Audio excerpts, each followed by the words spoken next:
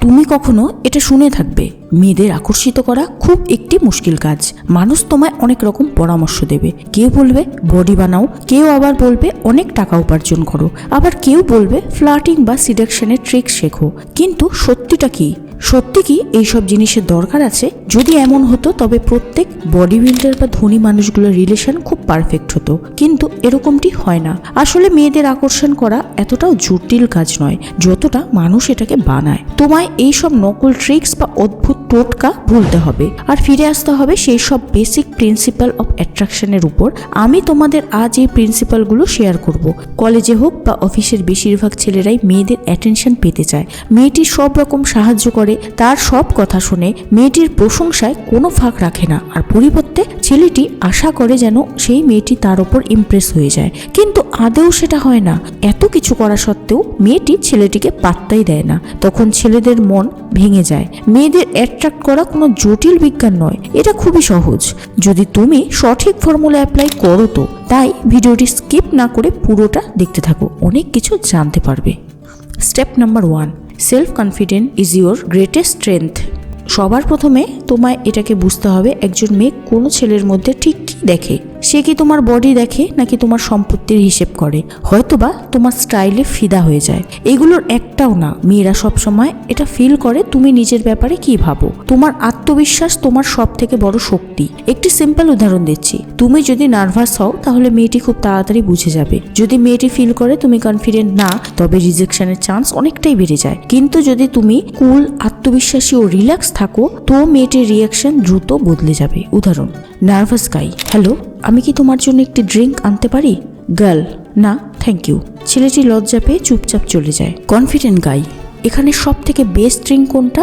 Girl, XYZ। বয়, বাহ খুব ভালো, আমার জন্য একটা আনতে পারবে? মেয়েটি হাসবে এবং তাদের কথাবার্তা শুরু হবে। তোমরা দেখতে পেলে কনফিডেন্ট গাই মেয়েটিকে ইমপ্রেস করার চেষ্টাও করেনি। ছেলেটি রিল্যাক্স ও আত্মবিশ্বাসী ছিল। এটাই সব থেকে বড় পার্থক্য। Step number 2, stop looking for approval.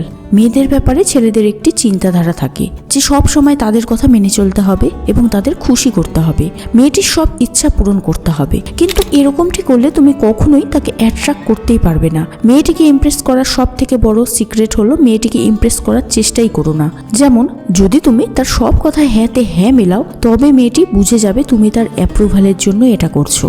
কিন্তু তুমি যদি কুল ও রিল্যাক্সে থাকো তবে সে নিজেই তোমার দিকে আকর্ষিত হবে। মনে রেখো, অ্যাপ্রুভাল যারা চায় তারা সবসময় হেরে যায়। Step number 3, live the fear of rejection. সবসময় ছেলেরা এই কারণে হেরে যায় কারণ তারা রিজেকশনকে খুব ভয় পায়। কিন্তু যেসব মানুষ মেয়েদের ন্যাচারালি অ্যাট্রাক্ট করে, রিজেকশন তাদের মধ্যে কোনো প্রভাব ফেলতে পারে না। উদাহরণ, বয়, হ্যালো, কেমন আছো?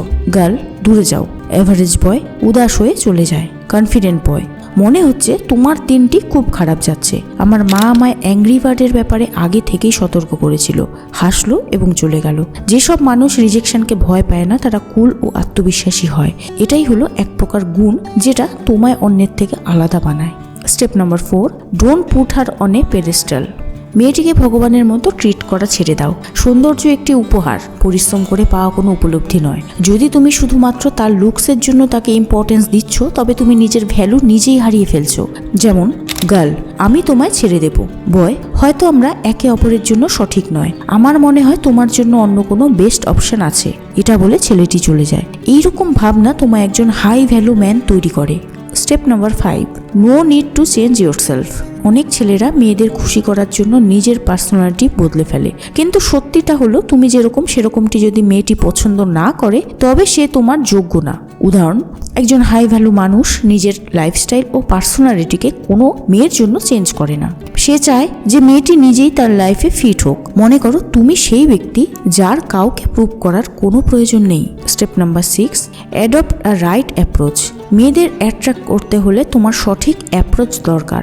বেশি ভালো হওয়া বা ওভার কনফিডেন্ট হওয়ার দরকার নেই। উদাহরণ, বয়, তুমি সুন্দর কিন্তু আমাদের দুজনকে হয়তো একসাথে খুব একটা মানাবে না। মেয়েটি চমকে যায় এবং সে ভাববে এই ছেলেটি একটু অন্যরকম, আমি একে জানতে চাই। এটাই হলো সঠিক অ্যাপ্রোচ। কনক্লুশন, তাহলে সবসময় মনে রাখবে, নাম্বার 1, আত্মবিশ্বাস তোমার শক্তি। নাম্বার 2, অ্যাপ্রুভালের জন্য নিজেকে কখনোই বদলাবে না। নাম্বার 3, রিজেকশনকে হালকাভাবে নাও। নাম্বার 4, নিজের স্ট্যান্ডার্ড মেনটেন করো। নাম্বার 5, নিজের ভ্যালু হারাবে না। যখন তুমি এই 5টি জিনিসকে বুঝতে পারবে তখন মেয়েরা ন্যাচারালি একটি ছেলের প্রতি আকর্ষিত হবে। তাই রিল্যাক্স থাকো, নিজের পার্সোনালিটির ওপর কাজ করো ও জীবনের মজা নাও। যদি কথাগুলো তোমায় সাহায্য করে তবে কমেন্ট করে জানাবে, আর যদি ভিডিও পছন্দ হয় তবে লাইক ও সাবস্ক্রাইব করতে ভুলবে না যেন।